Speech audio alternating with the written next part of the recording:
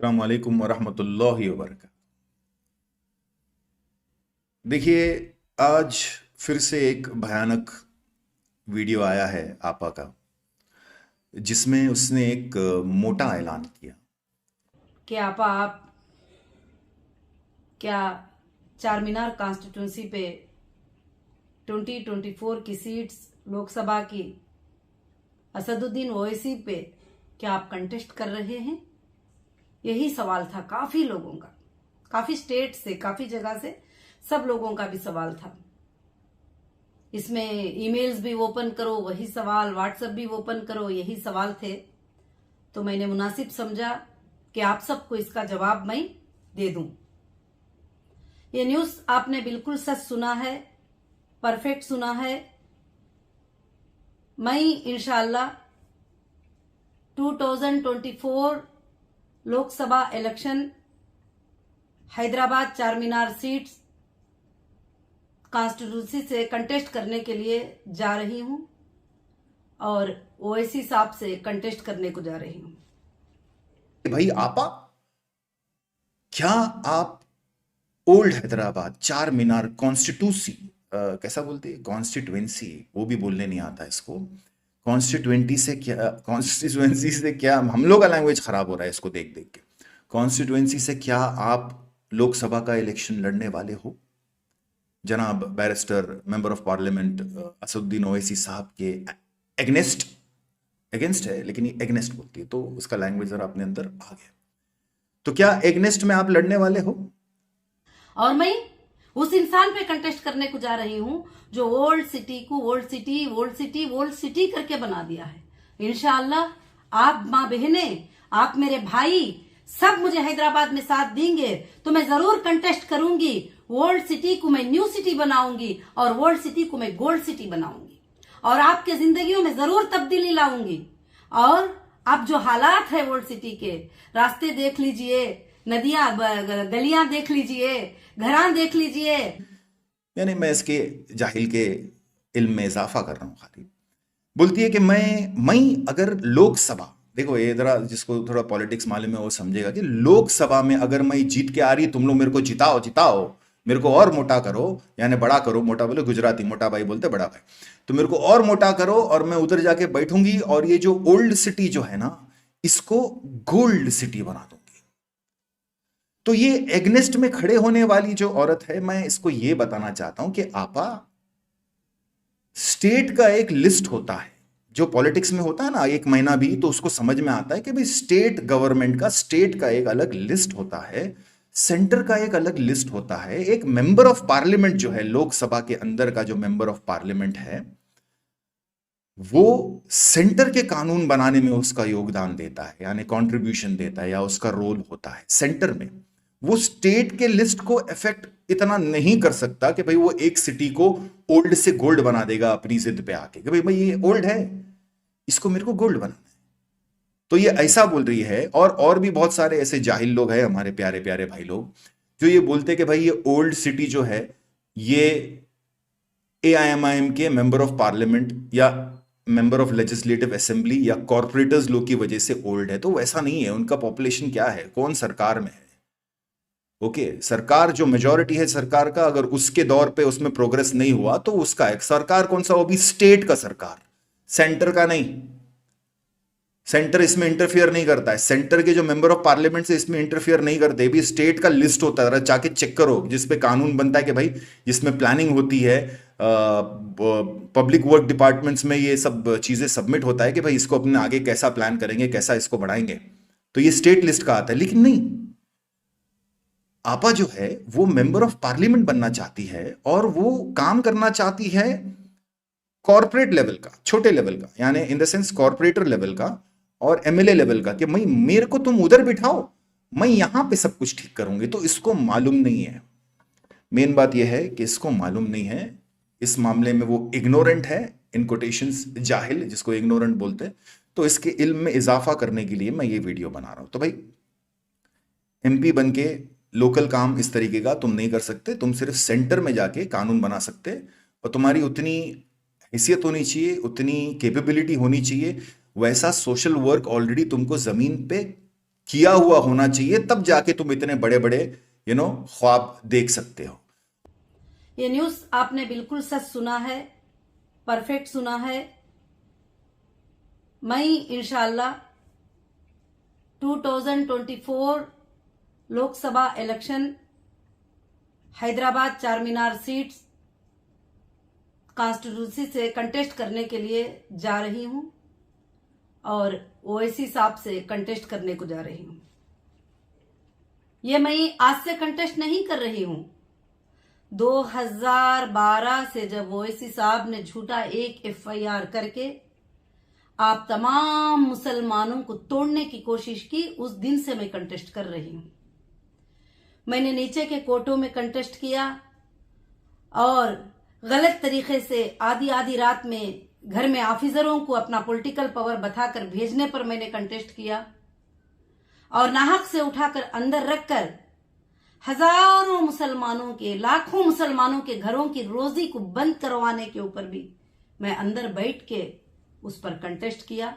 और कंटेस्ट ही नहीं किया, हर कंटेस्ट में मैं जीती हूं। सेशन कोर्ट से लेकर हाई कोर्ट से लेकर 100 करोड़ का मानहानि के केस से लेकर मैं जीती हूं। इंशाअल्लाह 2024 में लोकसभा की सीट भी मैं जरूर से जीतूंगी। मुझे उम्मीद है, मुझे यकीन है कि मैं वो उस इंसान पे कंटेस्ट करने को जा रही हूं जो मुसलमानों का नाम लेकर गद्दारी करता है और आंखें बंद करके झूठे दावे करता है और आंखें बंद करके दिल में गद्दारी रखकर झूठे स्पीचें देता है। और खासकर से मैं उस इंसान पे कंटेस्ट करने को जा रही हूं जो औरतों को आगे बढ़ना कभी पसंद नहीं करता और औरतों को नाहक से अंदर दलाता है। और मैं उस इंसान पे कंटेस्ट करने को जा रही हूं जो जब भी कोई उसके खिलाफ बात करे तो एक एफआईआर करा के अंदर फिकवा देता है अपना पॉलिटिकल पावर यूज करके, फिर कभी कोई सामने नहीं आ सकता। मैं उस इंसान पे कंटेस्ट करने को जा रही हूं। और तुमने क्या काम किया? तुमने क्या काम किया? देखो, तुम ये बोल रहे हो, ये अभी जो आपा आलिमा जो है ये बोल रही है कि मैं एग्नेस्ट में अभी से नहीं हूं, मैं ये एग्नेस्ट में 2012 से हूं, जिस वक्त असदुद्दीन ओवैसी साहब ने मेरे खिलाफ जो है 12 यानी एक कंप्लेंट लिखा, एफआईआर किया, मेरे को अंदर डाली क्योंकि मैं मुसलमानों को बर्बाद करके उनका भला कर रही थी। और असदुद्दीन ओवैसी साहब ये नहीं चाहते कि मुसलमान बर्बाद होए, क्योंकि अगर मुसलमान बर्बाद होंगे तो अल्लाह को ज्यादा याद करेंगे। मैं तो बर्बाद करके अल्लाह की तरफ भेज रही सबको। असदुद्दीन ओवैसी साहब बर्बादी से रोक के शैतान की तरफ भेज रहा है, बोले देखो भाई ऐश करो, ये करो, वो करो, ऐसा है ना। तो मैं जो एग्नेस्ट में खड़ी हूं वो 2012 से खड़ी हूं, जिस वक्त असदुद्दीन ओवैसी साहब ने मेरा जो ये पूरा वैम्पायर है, एम्पायर का बोले वैम्पायर जो है, ये रोकने के लिए एक लेटर लिखा, सिर्फ एफआईआर नहीं किया। यानी कि अब एक मूंगी है, अब वो मूंगी को मारने के लिए बोलते ना पूरा पिफ पफ वाले सर्विसेज को नहीं बुलाते, वो मूंगी है, उसको मारना है, उतने करने की जरूरत नहीं है। वो ऐसा उंगली दबाते वो निकल जाता मूंगी। एफआईआर नहीं किए, सिर्फ लेटर लिखे, वो भी पब्लिक गई थी वहां पे, बोले कि साहब देखो ये क्या कर रही है, ये 2 माले के ऊपर गोल्ड का स्टोर खोल रही है, लोगों से पैसा ले रही है, लोग अंधाधुंध पैसा डाल रहे हैं और ये चीटर है। तो बोले गोल्ड स्टोरेज 2 माले पे क्यों खोल रहा है, ग्राउंड फ्लोर में होना चाहिए। तो बोले हाँ बिल्कुल साहब, ये इसके खिलाफ कुछ करो। तो बोले क्या किया इसने अभी तक? बोले एडवर्टाइज कर रही है, ये देखो सियासत डेली, इधर उधर जो भी न्यूज़पेपर में इसने एडवर्टाइजमेंट उन लोग ने बताए। और वहां पे असद साहब ने एक लेटर लिखे, अपने असिस्टेंट से साइन करवा दिया, बोले जाओ पुलिस को देखो, वो लोग इंक्वायरी करेंगे, अगर कुछ मिला तो पकड़ लेंगे मोटी को, आपा को।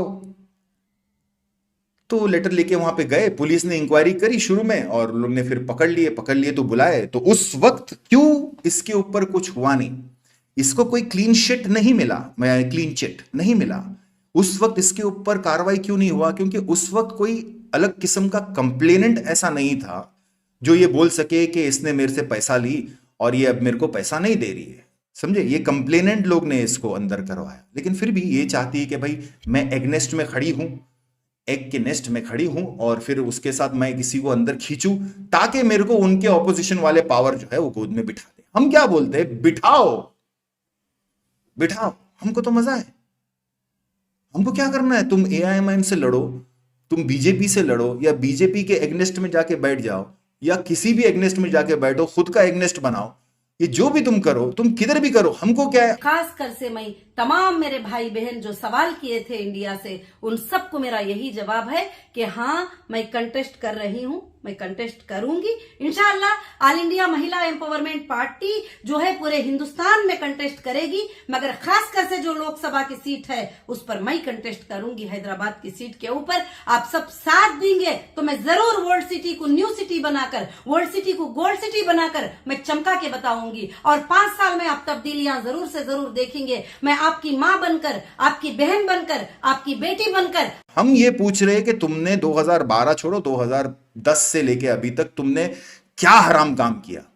तुमने एक स्ट्रक्चर बनाया आंध्र प्रदेश में, तिरुपति बालाजी में, जो हिंदू अपने खुद को यानी एकदम वहां के होली लैंड मानते हैं, वहां पे तुमने एक मदरसा बनाया ये बोल के कि भाई इस्लामिक मदरसा है। वहां पे तुमको अपोज किए सारे। GroundPlus 2 का परमिशन था, तुमने उसको और मोटा कर दिया, अभी तो पतला हो रहा है लेकिन मोटा कर दिया, और उसको GroundPlus 5 बना दिया। तो ये हराम काम नहीं किया तुमने। फिर उसी मदरसे को तुमने बनाया कैसा? पहले मदरसे को तुम पहले गए तकरीर करने, शादी में तुम्हारे पास कुछ था नहीं, तुम गरीब थे, तुम चंदा इकट्ठा करते थे, फिर तुम्हारी शादी हुई।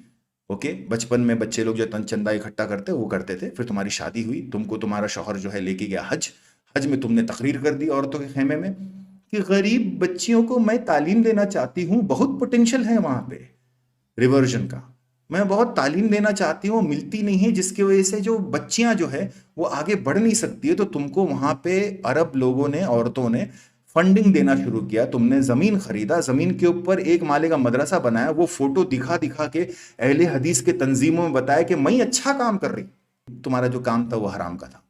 तो तुमने ये बोला, तो बोला आपा हमको भी ले लो अंदर अपने गोल्ड के धंधे से। तब तुम्हारा इन्वेस्टमेंट पूरा आना चालू किया।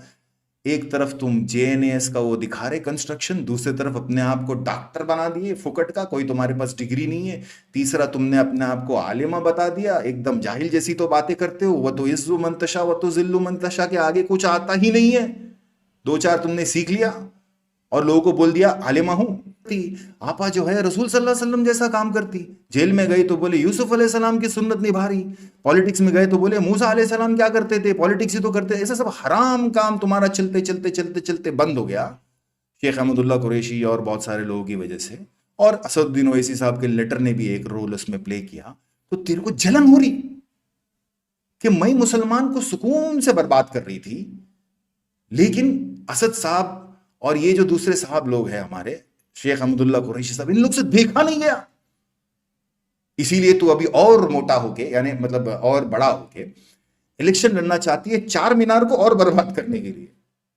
तो ठीक है भाई, ये इस किस्म का इसका एक आया जिसका जवाब देना मैंने जरूरी समझा, बिकॉज जाहिल है, इसको मालूम ही नहीं है कि लोकसभा का इलेक्शन लड़ने वाला आदमी ये सिटी लेवल पे इस किस्म का काम कर नहीं सकता है।